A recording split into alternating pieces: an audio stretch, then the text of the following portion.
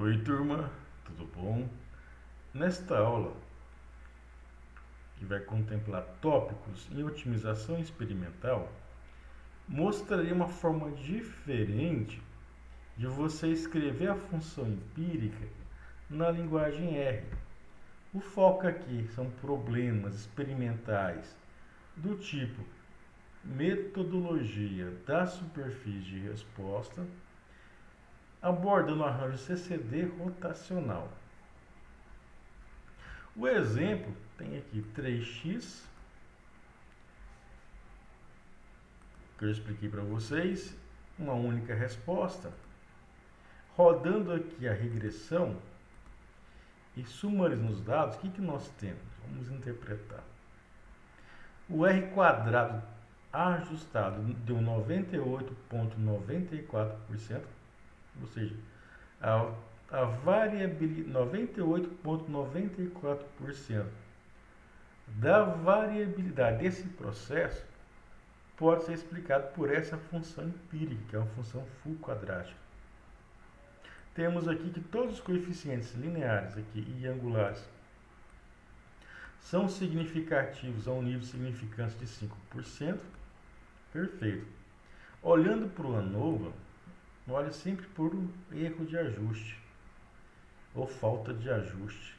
H0 não existe, não há falta de ajuste. Então está perfeito o nosso modelo.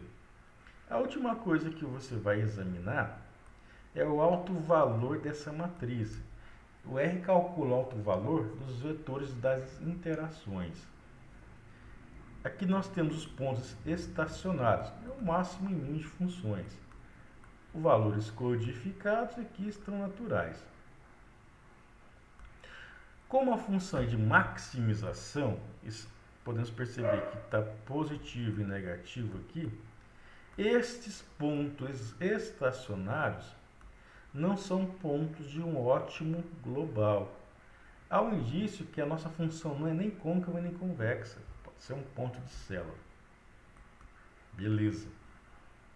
Depois, é fundamental você examinar os resíduos. Já expliquei isso aqui para vocês. Vou fazendo aqui um histograma dos resíduos. E depois tracejando aqui uma curva de normalidade.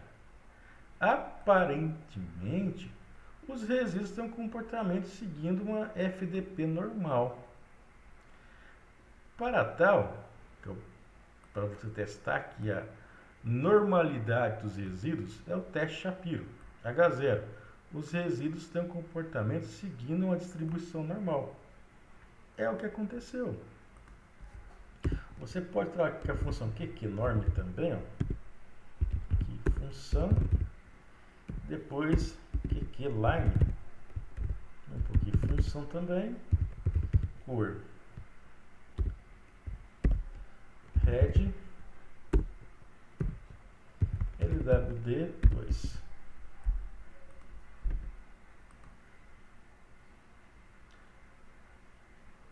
Reduzir aqui um pouquinho. Acho que função, na verdade, aqui resíduos. É a mesma coisa que função resíduos. Perfeito. Por que eu sei que é normal? Porque nós esperamos que aqui está os resíduos teóricos, os quantis teóricos, e o que nós esperamos é que esses resíduos aqui estejam serpenteando essa reta aqui, que aconteceu. E o Shapiro confirmou. Depois, o teste de homocedasticidade, que a variância dos resíduos seja igual a zero. Aqui são os dois pacotes que eu vou usar, LM-teste-car. Essa função aqui, ó, residual plot, gera esse gráfico bem bonitão. O que é a homocedasticidade? Que cada resíduo esteja distribuído aleatoriamente em torno dessa reta tracejada que parte da origem.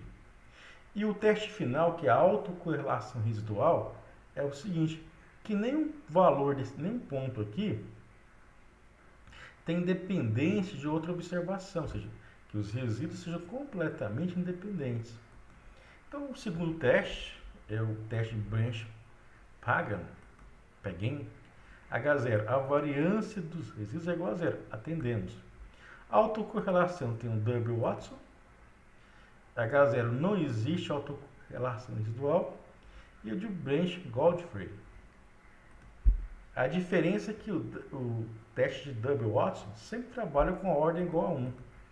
E esse teste você pode trabalhar com ordens superiores. Mas Double Watson está mais do que validado. H0 aceitamos aqui também. Bom, o centro da aula de hoje é como que você pode escrever a sua função para ser otimizada. Essa é a forma que eu recomendo para vocês.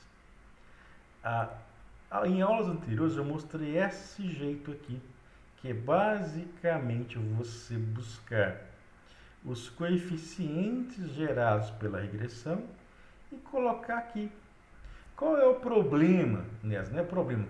Qual é o que pode acontecer? Você errar os coeficientes, fazer um produto errado e, é claro, tendo valores da otimização completamente equivocados. Desta forma, esse jeitinho aqui evita erros. Eu vou compilar. Já compilou. Esse é o ponto de partida 0 e 0 para o gradiente. E eu vou usar o comando optmin.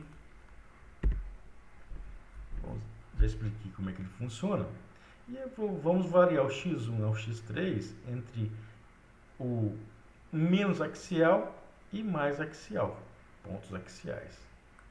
Pedindo para ele otimizar, encontrei os valores aqui na otimização 96,16, 0,57,77 menos 0,0374 e menos 168,17.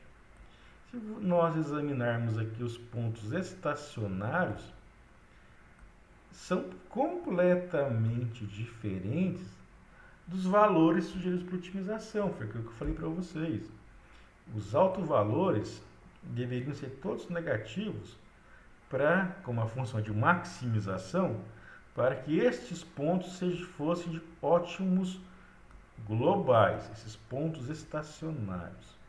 Isso não aconteceu. Então, você pode agora validar a tua otimização de que forma? Imputando esses valores sugeridos pela otimização na função predict, que eu fiz aqui, e usando, que você pode usar tanto o intervalo de predição quanto o de confiança. Eu gosto do predição, que ele é mais esparso.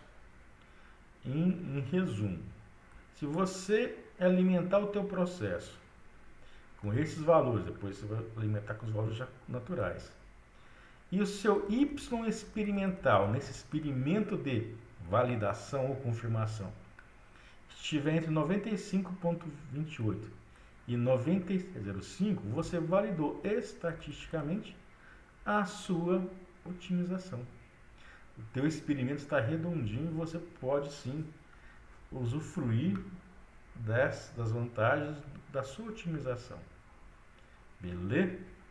Se você trabalhar aqui com intervalo de confiança, confim, os valores serão um pouco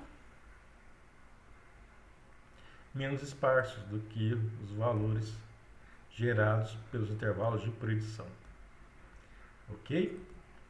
E para encerrar, construindo aqui os gráficos de perspectiva, que são gráficos de superfície, para a gente verificar se de fato é um ponto de célula. Compilando x1 com x2, olhando para x1 com x2, eu vejo claramente uma função côncava. Agora, x1 com x3, como é que está? Opa, já não deu muito bem. Aparentemente isso aqui é um ponto de célula, não é nem de ótimo, não é nem uma função convexa e nem côncava. E por fim, x2 com x3, tivemos a mesma configuração. Por isso que os pontos estacionários não eram de ótimos globais. Outra coisa que você pode testar, até sugiro que vocês façam isso, colocar outros pontos de partida para o algoritmo. Rodar novamente e verificar o que acontece. Se os valores que você encontrou da resposta foi inferior, significa que o valor partindo da origem foi melhor. Então aqui, ó, deu ruim. Esquece. Então você pode, de repente, colocar outros pontos de partida e verificar o que vai acontecer. Deixa eu colocar aqui, por exemplo, sei lá, -1, -1 e -1. Otimizando, deu o mesmo valor de 0 e 0. Significa que isso aqui certamente é o nosso ótimo global. Beleza, turma? Então agora fechamos essa aula de tópicos em otimização, sendo o foco desta aula